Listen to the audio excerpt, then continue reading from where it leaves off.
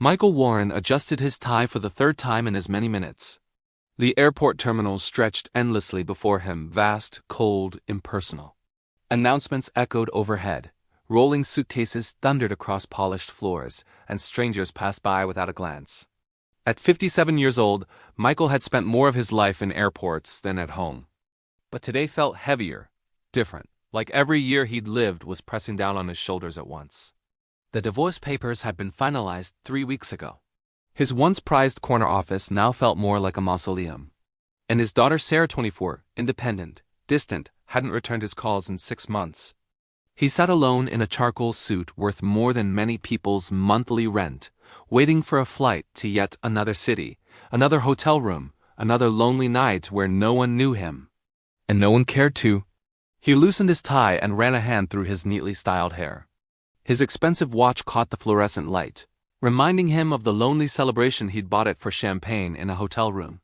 A major deal closed, and no one to share it with. Michael stared into nothingness until a small voice broke through his thoughts. "Excuse me, mister." He looked down to see a little girl standing in front of him. She couldn't have been more than 4 years old.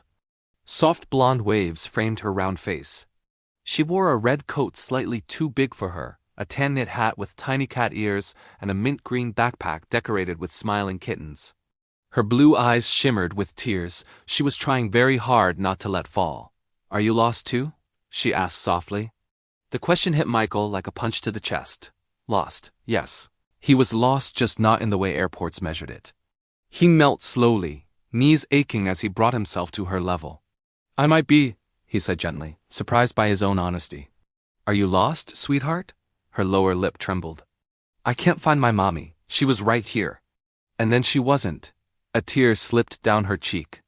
Michael's heart tightened painfully. Memories rushed back. Sarah at this age, reaching for his hand at crosswalks, believing he could fix anything. Before late nights, missed recitals and excuses built walls neither of them knew how to tear down. "It's going to be okay," he whispered. He pulled a handkerchief from his pocket, an old habit passed down from his father, and gently wiped her tear. "What's your name?" "Emma." "That's a beautiful name." "I'm Michael," he smiled, the first real smile he'd felt in weeks. They walked together through the terminal, Emma's small hand trusting in his. Her tiny legs took 2 steps for every one of his. Michael slowed his usual rushed pace without even thinking. When was the last time he'd slowed down for anyone? "Do you travel a lot?" Emma asked. "I do," he admitted. "Too much, probably." "That sounds lonely," she said simply. The words caught in his throat. At the information desk, a kind-faced woman named Patricia immediately recognized the situation. And before explanations could finish, a frantic voice rang across the terminal. "Emma! Emma!" A woman ran toward them, pale, shaking, exhausted with fear and relief all at once. She scooped Emma into her arms, sobbing, apologizing, kissing her daughter's head again and again. Michael stepped back, ready to disappear quietly. But Emma pointed at him. "Mommy, that's Michael. He helped me. He wasn't lost like me. But he was lost in a different way." The mother looked at him, not just his face, but his eyes, his weariness, his quiet kindness.